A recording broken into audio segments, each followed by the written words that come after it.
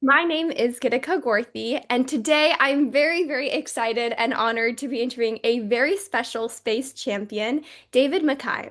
Mr. Mackay is the former chief pilot of Virgin Galactic and was with the company since 2005. He piloted VSS Unity VF-01, making him the first native-born Scot to visit space and become a commercial astronaut. Afterwards, he also piloted the Unity 21 and Unity 22 flights. I read an article where Mr. Mackay said the view he saw during his flight was burned into his memory, and I can't wait to hear all about that experience today. Prior to working at Virgin Galactic, Mr. Mackay was a test pilot in the Royal Air Force. His experiences are incredibly special, and his journey is one that many look up to, including myself. I remember hearing Mr. Mackay's story during the Space Education Summit we had a few days back, and I was incredibly inspired by his story, resilience, and perseverance. And I'm very grateful to have the opportunity to speak with him today and to inspire the next generation of students along the way. So, welcome, Mr. Mackay. Thank you so much for taking your time to speak with us today. Thank you, Gitika. Thank you for that introduction. I'm looking forward to the chat. Great. To kick off the conversation, I think we have to start talking about your flight. I think that's the first thing everyone's so curious about. But one of the things I know when we were emailing back and forth that I thought was very surprising, but also made sense was I learned that as chief pilot, you wrote the flight schedule and scheduled yourself to go to space for the first time, which I'm sure is not an opportunity many get. So, could you tell us first about your journey becoming a chief pilot at Virgin Galactic and how you felt when you were scheduling your date, for your flight to space? Yeah. Yeah. Well, let's see where to start. As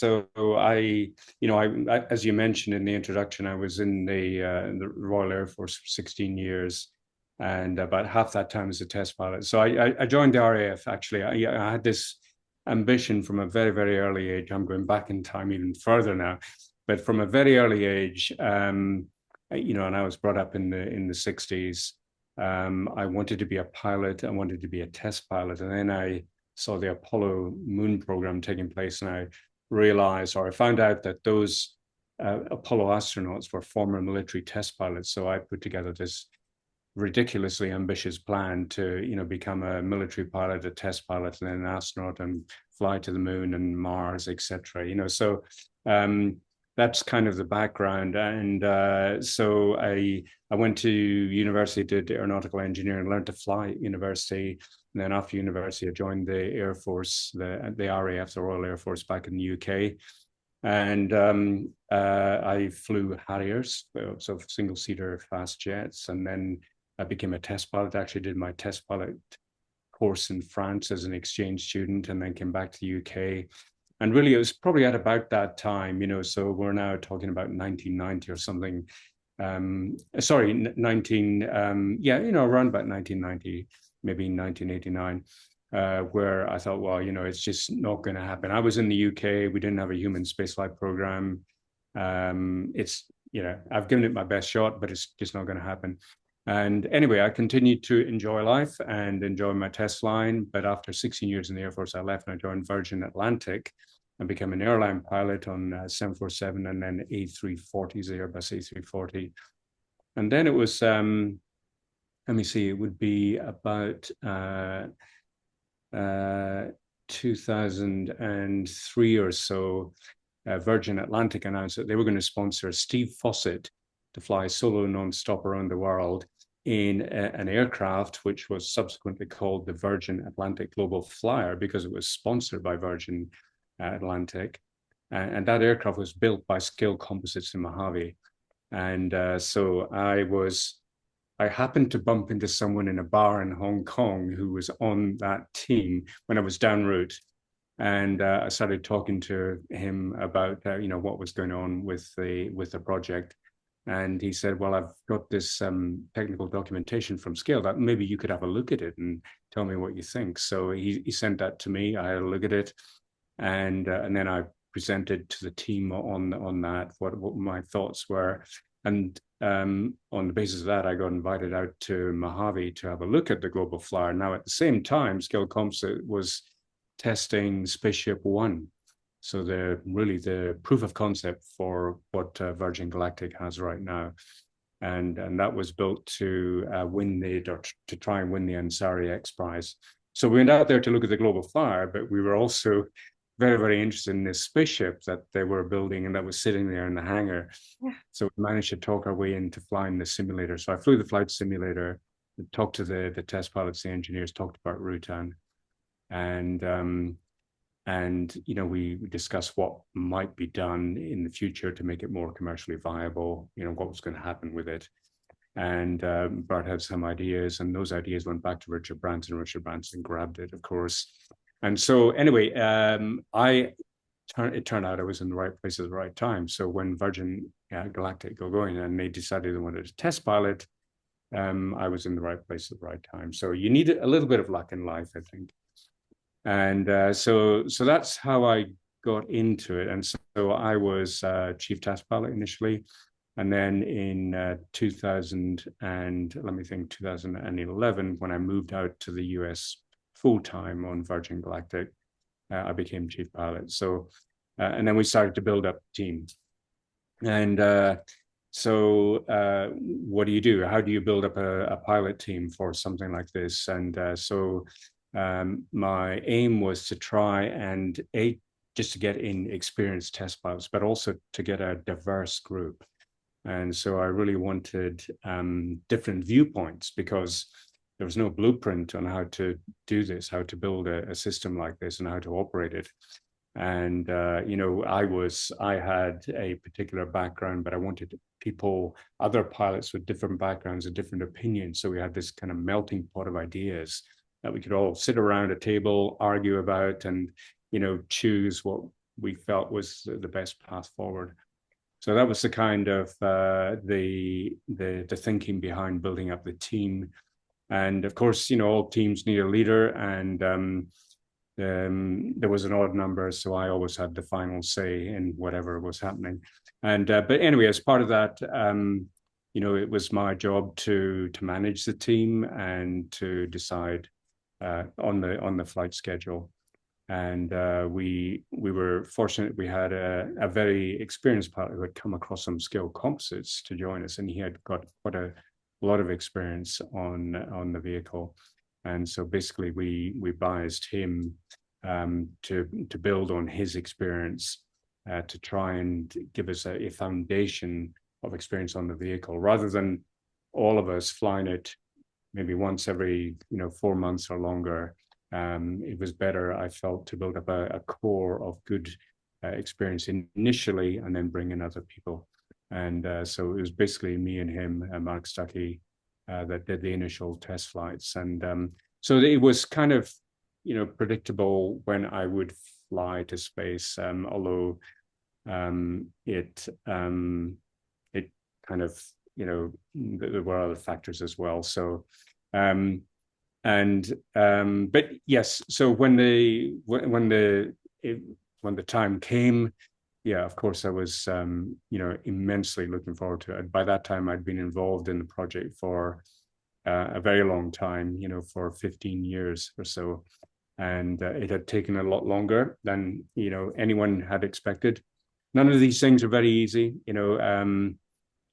If you ever have a test pilot that comes along and tells you, yeah, it was great right from the start, yeah, you should be a little bit suspicious, because almost every project, it doesn't matter whether you're military, civilian, whatever, space flying, whatever, the reason you test is because you're never quite sure, and almost invariably you find something in test flying that isn't quite what you expected, and you have to have a little bit of a downtime and review what's going on, what your plans are, what your next steps are. So it had taken quite a bit longer than we'd hoped. Not that I was impatient or anything, because it's always important to do it right, to do it safely. You never want to be rushing into something unless you're completely ready to do it. So when the time came along, yeah, I was ready for it and very excited about it too. Yeah. Wow, that's amazing. You said a lot right there that I'd love to I unpack. did. Sorry. Yes, I No, talked no, for too no. long. Sorry. That was perfect. That was amazing because I think that was a background because I asked you a very, strong question in the beginning. So I'm glad you gave that background. And there are a lot of follow-up questions that I have. But first, I wanted to get to your experience of space to kick off our conversation before I ask some follow-ups. So what was it like? Like, was it what you expected it to be? What were your emotions pre-flight, during flight, and post-flight? What was that journey like for you? Yeah, so a little bit different than perhaps you're expecting. So I hope don't disappoint too much here, but basically this was a test flight, and it was the first full duration burn of the rocket motor. And also it was going to be the first time that we had someone in the cabin. Right. And so, Virgin Galactic started off with this pretty bold plan to fly people to space and to allow them to unstrap on a suborbital flight that had never been done before. And it was pretty ambitious, I think, assuming that people could unstrap from their seat, float around, because people wanted to do that. When we picked this project off, and I say we, I'm no longer with Virgin Galactic, so I apologize. But when Virgin Galactic kicked off this project and talked to customers, they all said they wanted to feel the weightlessness. They wanted to see the views of Earth, of course, but they wanted to float around like astronauts do. And so that was the ambition, is to allow them to unstrap on the basis that they could do that safely and they could get back into their seats safely as well. So um, we needed to prove that that was actually feasible. And we'd done a whole load of testing on the ground and also some testing in the air with mock-ups as well. So we were becoming more and more confident about it, but yet we still had to do it. And so on this flight, for the very first time, we had someone in the cabin. We had a whole host of experiments as well, actually. So we're carrying some payloads. So that in that vehicle, in Spaceship Unity, we can fly pure payloads or pure customers, or a mix of the two. And on this occasion, we had a mix of the two, albeit just one person back there, Beth Moses. And Beth was, a great choice because she'd worked with NASA for, I think she did 24 years before she joined Virgin Galactic, and she'd done a lot of time on zero G, on what they used to call a vomit comet, zero G parabolas with experiments. Spent a lot of time in in the pool in NASA doing experiments there as well. So she had a lot of time in weightlessness, many parabolas and many pool events. And so she was a great choice. And she was also a pilot and engineer, etc. And she'd done a lot of work in the interior. So, but nevertheless, that was quite a big deal. So it was going to be the first time that if all was good at the end of burn, we were allowed to unstrap, and if she was happy, she would unstrap as well. And then, in addition to that, we have again, I shouldn't say we, but Virgin Galactic has uh, essentially the spaceship is an aircraft with a rocket engine attached to it. And so the nozzle is fixed. It doesn't gimbal like most rockets do. So for control, we're using the surfaces on the wings and on the tails to control the vehicle. And so when we install the rocket motor, we always try to install it as accurately as possible so it fires through the center of gravity, but the nozzle ablates. And so the question was, well, what happens if we get some sort of asymmetric ablation of the nozzle? And now we have a side force or a pitching down force or a pitch up force, whatever. And but more importantly, the biggest concern was perhaps the side force. And so rather than get caught unexpectedly by that, we'd never seen any sign of an asymmetry. But rather than get caught out for the first time when we weren't expecting it, we deliberately, for this flight, misaligned the motor by 50% of what we thought we could cope with. And so that was also the next test point on this flight. So full duration flight, asymmetric nozzle install, and someone in the cabin. So when you say what was it like for me, this was a test flight. We had a series of events, and I am trying to fly this vehicle as well as I possibly can and get from test point to test point as efficiently and quickly as I can. That's my mindset. And I'm not really thinking about, what's it going to feel like? What's the view going to be like? I'm not really thinking about that. But we did, myself and Mike Masucci, who was the other pilot, we did talk about this beforehand and we agreed. People are going to ask us exactly what you've just asked me. What was it like? What was the view like? And Right. so we added a test point on our cards to look out the window because otherwise we probably wouldn't have. We'd be inside, gathering data or looking at systems or whatever. And of course, we did a lot of that. But anyway, we added that test point to look out the window. And, we practice this in the simulator. Sounds crazy, but we practice looking out the window in the simulator because that's what you do to prepare for a flight. And in the simulator, which had a pretty decent visual system, I would look out. Typically, I would look out on the left side, and I would see Las Vegas, and Mike Masucci would look out on the right side, and he'd see Los Angeles, and we'd talk about how wonderful they were. And so anyway, went in the flight, which actually went extremely well. It actually exceeded my expectations on how easy it was to fly with this asymmetry, which is a great test point in itself. Anyway, the flight went really well. So by that, I mean the boost part of it went really well. We got to rocket motor shutdown and we released Beth. We said, we're happy for you to unstrap, and she was happy to unstrap. So she unstrapped and did her bit down the back, trying very carefully not to bump any of these payloads that we were trying to give them the best, the highest quality microgravity time. So she didn't want to bump them at all. And so she was floating around the cabin talking to her GoPro cameras there and floating up to the front as well.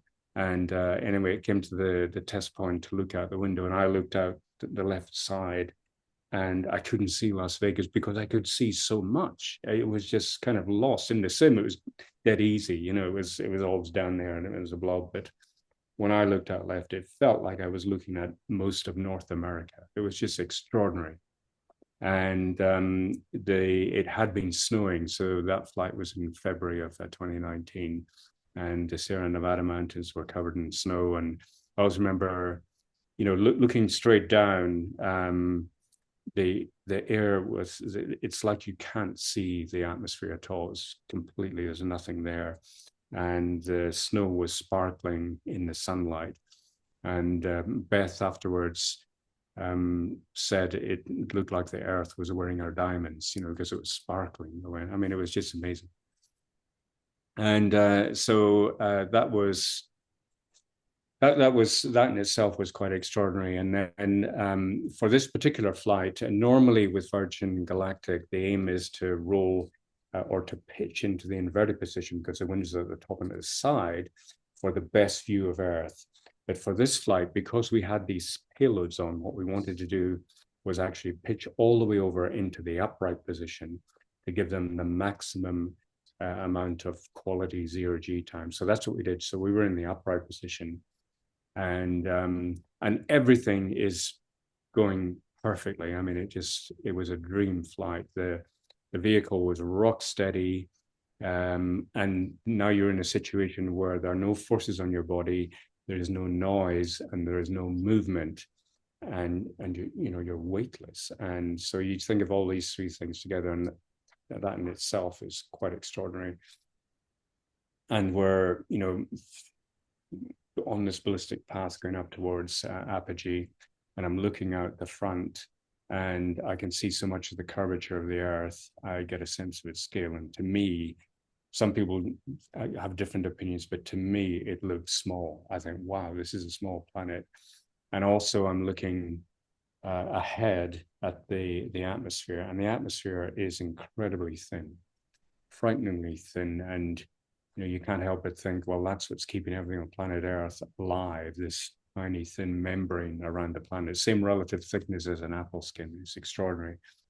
And of course, the sun is up, and the sun is blindingly bright, so you can't see anything. You can't see stars.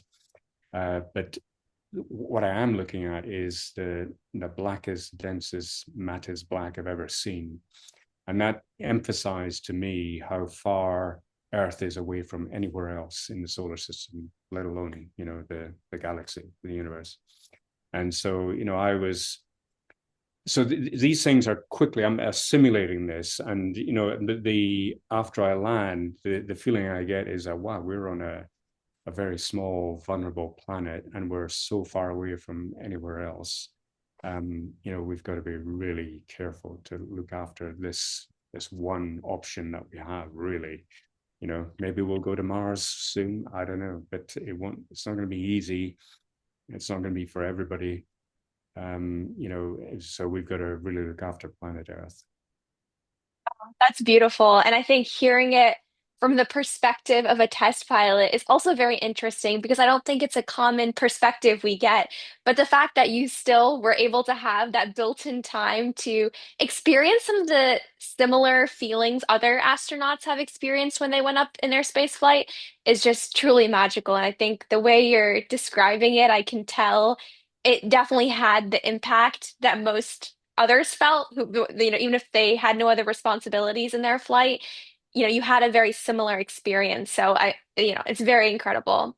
And one of the things that you mentioned that really I was curious about is you were taking this huge undertaking. You were leading, a really big project that's never been done before. And you might have not had all of the skills, but you put together a team that had all these different unique perspectives and backgrounds to come together. So when you were taking up this challenge, even if you didn't know everything, how did you navigate the process of being a fast learner, someone who can understand these different team members' perspectives and be the leader who kind of makes that final call, that final decision, even if you might not be an expert in every single thing? How did you kind of evolve as a leader through this project? Because I'm curious, we all are in situations where we might not know everything, but being a leader is very different than knowing everything. So I'm curious for you, what was that journey like? And how did you grow maybe as a leader during that process? Well, I think you hit the nail on the head. Is you can't possibly know everything, and no one knows everything, and so I think in any team, it's important to have the trust and respect of everyone. Needs the trust and respect of everyone else.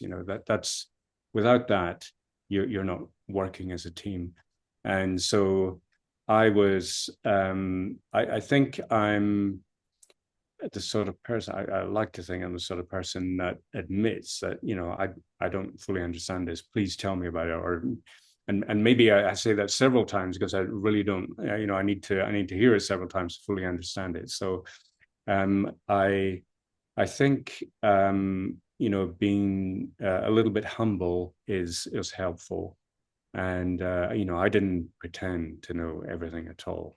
But I guess I came into it thinking I had to think, well, you now and again maybe you doubt yourself. You think, well, why am I doing this? Or, am I the right person for this job? And then you think, well, who is the perfect person for this job? And I did come into it with a lot of flying on a lot of different types, a lot of fast jets, of demanding military aircraft and doing things in a high pressure environment, but also a lot of you know uh, challenging flying on other aircraft that were actually very, very difficult to fly. So I did feel that I had a good background for this because the spaceship is a vehicle that goes Mach 3 at the end of burn, but it also flies slowly. It has to fly very slowly to land, and it for a moment in time it's doing zero airspeed, and so Right. it goes through this huge range. Its flight envelope is extraordinary, so it goes through this huge range of speeds and altitudes and Mach numbers and everything, and no one really has that sort of background, and so I felt that I was probably as good as anybody to be there, to be part of that team, and to be honest, I really enjoyed learning from everybody else. And so, I think,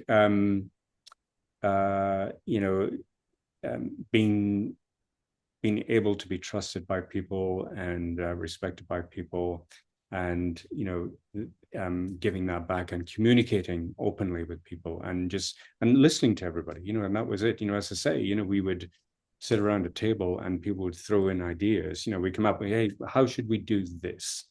And people had all sorts of different ideas, and we just argue about it, sometimes several days, and on one occasion at least, over several months.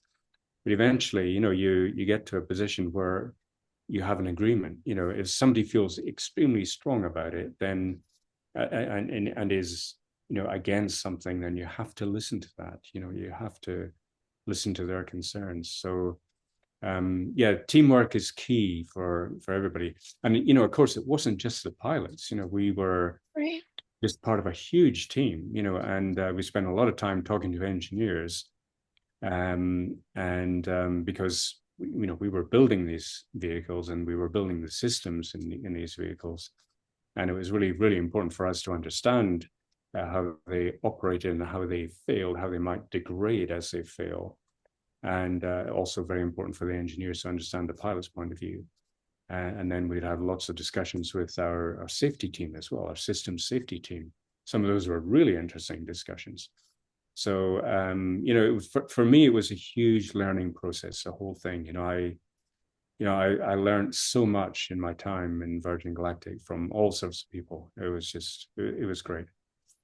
Yeah, I think, hearing that from someone like you who, we all look up to, and to hear you saying you're constantly learning and, you were willing to be open-minded. I think sometimes we all need to accept that we don't know everything, but still be confident in what we do know, and be open to learning it from others. So definitely, I think it's really nice to hear that from you.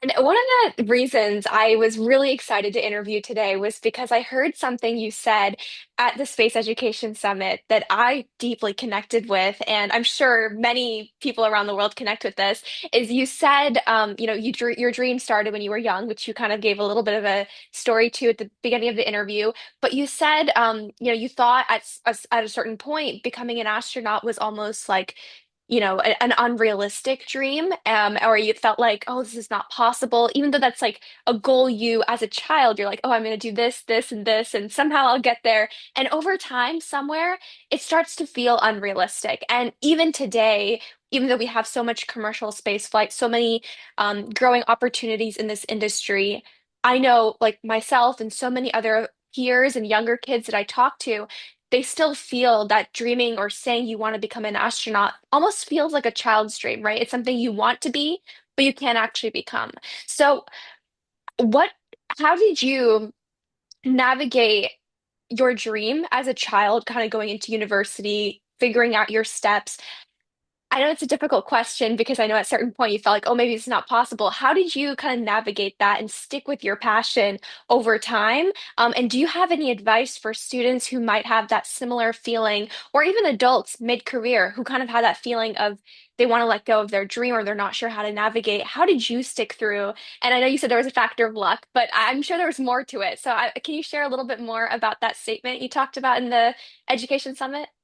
Yeah, sure. Yeah. So I kind of chickened out and kept it secret for quite a while because, I felt that I might be ridiculed, if I said, I want to be an astronaut. I mean, people might laugh at you. And, to be fair, I never had any indication of that. But I just felt it was kind of a ridiculous dream. But it was, honestly, I felt it really deeply inside. And it was something that, I mean, to watch the Apollo program in real time, those rockets taking off, and to watch, people, landing on the moon for the first time, and those later explorations in particular, it was an incredible thing to see. And who wouldn't be inspired by that? It was just, astonishing. And but then I was just a little boy growing up in the north of Scotland, in the Highlands of Scotland, and that didn't happen up there. But I just thought, well, you never know. You just got to give it your best shot and go for it. And so that was my drive. Is I don't know whether this is ever going to work or not, but if I don't try, it'll never happen. So you got to try at least. And so I set off down that path, and my ambition was my public ambition that I shared with people was to become a pilot in the RAF, and so that was okay. Yeah, that's a good plan, David. Good luck. And Right. I set off down that road, and and then I also really wanted to be. I was really interested in how things work, and as a little kid, I used to pull things apart and look at them, examine them, all sorts of things, and try and figure out how they work, and then try and put them back together again and hope they still work. And often they didn't. And but there was another test pilot that lived not far away from me. Sorry, that was born not far away from me.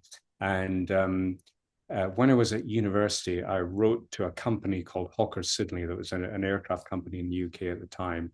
And it turned out that he replied back to me. Now, he didn't know, I was in Glasgow at the time, so I was away from home. So he maybe didn't figure out who I was. But anyway, my mother knew his family, and so I got invited down to see his family in the local village, and his brother was a doctor, and his brother was into motorbikes, and he had an old flintlock pistol which he let me fire and stuff like that. Oh, So wow. I Yeah. had a great chat with them, but um, this test pilot's uncle was also a test pilot, and he lived in the Highlands as well. So I got invited down to see him and had a long chat with him. And he was a test pilot before World War II, and he had had an incredible career. He had actually had an aircraft break up around about him. He was doing a high-speed dive test, and the aircraft kind of disintegrated. And he was extremely lucky to survive. Anyway, he told me this story, and so now I'm talking to people who are test pilots, and I'm feeling a kind of nobody has laughed at me yet. And so anyway, I joined the RAF and became a test pilot, and then it all happened. But you know, off I've been fortunate to listen to many great people speaking in my time in Virgin Galactic. But one person that really resonated with me was Jose Hernandez, and he is a NASA astronaut. But his story is astonishing. That his family were migrant workers coming from Mexico into Southern California to pick the crops in the fields. That's what they did. And I may get the facts slightly wrong, but at something like age 11, he saw one of the Apollo moon landings. He couldn't speak English at the time. He saw it on television, and he said to his father, "I want to be an astronaut." And you know what? His father didn't laugh at him. He said, "Okay, Jose, if you want to be an astronaut, you got to go to high school, you got to work hard, get good grades, and then just go on and on." And he did. So the family moved to America when Jose was in 12 or 13 or something. He went to school, didn't speak English in the school he went to, but he worked hard and graduated well. He went to university, got his master's, got his PhD, applied to NASA. I don't know if you know the story, but I the story don't. is I extraordinary. He applied to no. NASA 11 times, and on the 12th time, he got accepted. So there's resilience for you, so people apply for a job and they get rejected, and they say, "Oh, well, I wasn't good enough," and maybe they apply again in a couple of years or something. He applied 12 times, and he finally got accepted, and he finally became an astronaut, flew to space. So you know that's when people say, I applied but I got rejected. Well, how many times did you apply? There's an abject lesson in never giving up, I think, and just following your dreams. He just worked at it, and every time he got rejected, he looked at the people that got accepted and what have they got that I haven't got, and then he went and got it. And he just went on and on and on, and eventually he got there. So yeah. Wow. I mean, I actually didn't know about his story. I've heard of him, but I don't know his background. So both of your stories really with the aspect of keeping your dream alive. It's just incredible. And I've connected with so many things you said, especially the one about always taking your shot. I used to play basketball growing up, and so my dad would always tell me the quote because I used to be scared of shooting because I thought I would miss and make my whole team lose. And my dad, he said the famous quote, "You miss 100% of the shots you don't take." And that changed the way I play basketball, and that changed the way I approach everything in life. And I think you kind of mentioned that as well. Like if you don't apply, of course you're not getting it. But if you try, at least you didn't say no to yourself, right? And you're trying and you're, just taking that shot, you're taking that chance. But also I love what you said about rejection. I think, especially as a young professional, it can be intimidating to be like, oh, I got rejected. I'm not qualified. I'm not experienced. I'm going to do something else. Maybe that's more of my, what I can do. But you don't think about reapplying or figuring out, okay, what am I missing? What can I get in this next application cycle? What check marks can I add to my application to become more qualified? So I think that's a really good growth mindset. And, it's a very good perspective to have. Wow, I'm very impressed by his story. I actually did not know that. No, So, it's a wonderful story. There's a book and a film about it now, but wow. it's a great story. And actually, those lessons I think are equally valid in any work environment as well, because Yeah, in sort of test and development, things don't go right, and actually, when they don't go right, that's a fantastic learning opportunity. When something breaks, now you've got evidence of what has happened, what's gone wrong, and you can figure right. out what to do to make it right so it doesn't break again next time. And so, again, I think a lot of younger people perhaps, get really despondent. They spend hours and hours building something and it fails, it breaks, and sometimes they give up. But breakage is a great learning opportunity. Most of the real important lessons I've learned in life have come from things going wrong. Yeah, something goes wrong, look at it. Why did it go wrong? What can I do to stop that happening again? And you go on like that, and eventually you'll end up with a great system, or something that is really resilient, strong, and reliable and safe. And one of the, questions I was also very intrigued to ask you about is it seems, definitely from your story, you've had that self-drive from a young age.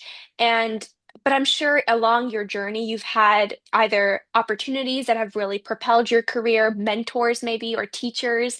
I know some of my teachers have made the biggest difference in my life.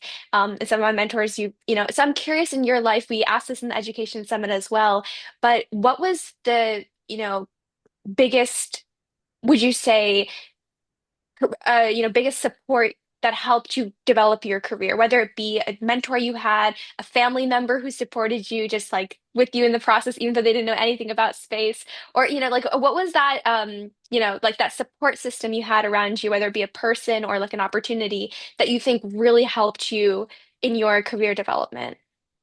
Yeah, well, I think I think my family, they were supportive. My I have to say my mother is a bit of a or was a bit of a tech. She's passed now, unfortunately, but she was a bit of a technophobe. She could never quite understand where my passion for flying came from. And I also remember, I have flown some really old historic aircraft. And I once proudly showed her a video of me flying a 1910 aircraft. And she looked at it for a few seconds and then just refused to look at it anymore. You shouldn't be flying that. Anyway, that was which was my father was the opposite. He thought it was great and he loved it. But no, I think I had a fantastic upbringing. They kept me on the straight and narrow. They didn't allow me to be too crazy, at least not in front of them. And then during my flying training career, I think in particular, which started at university. I think there were some great people, some very influential people in that. We called it the University Air Squadron. So that's where I learned to fly with RAF instructors, and there were some very influential instructors on that air squadron that we got on really well. it wasn't like being in the military. It was kind of, but also it Yeah. wasn't. It was much more relaxed. They were really outside the military system, and they were up there at Glasgow flying with students, and we had some great times there, real fun times. So that was the point where I became absolutely convinced that what I wanted to do was going into the Royal Air Force and become a pilot. And so yeah, so in my RAF career, there's some very important people there that supported me. And then there was Alex Ty, who was a Virgin Atlantic pilot, and he was involved in this project that I talked about earlier on, the Global Flyer, and he got me involved in that. And basically, he was the one that asked me to come out to Mojave. So, I owe him a lot really for doing what he did and getting me involved in this. And then in Virgin Galactic as well, some fantastic leaders there, really wonderful people, hugely clever, intelligent people. And it were an honor to work with them and alongside them and for them. And so yeah, but everybody's important. It's a whole team.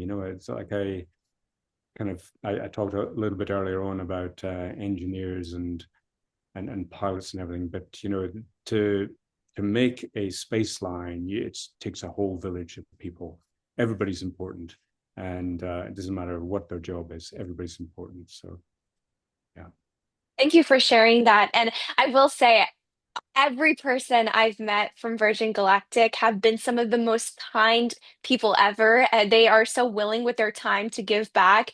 I can tell that the community culture is very strong, and they're all driven with purpose with their work. And I, love what Virgin Galactic does with that community and that culture that they have there. Mm-hmm. And so the one of the final questions, I actually have two more questions for you. You've seen so much change in the past 10 years in this industry, and you've seen a long history in the aerospace sector. How do you envision the next 10, 15 years changing the aerospace industry? Because I feel like it's so hard to predict even what's going to happen 5 years from now. So if you had to just make, a wild prediction from your experience, where do you think we're going to be, or what our goals will be in the next 10, 15 years? Yeah, no, it is. I struggle with that as well. It's really difficult to predict what's going to happen because the pace of change, I think, seems to be accelerating all the Yeah. time. It's exponential, and so I'm always reluctant to say we're never going to do that. It's never going to happen because I've been proved wrong so many times. But I think the odds are that we'll go to Mars.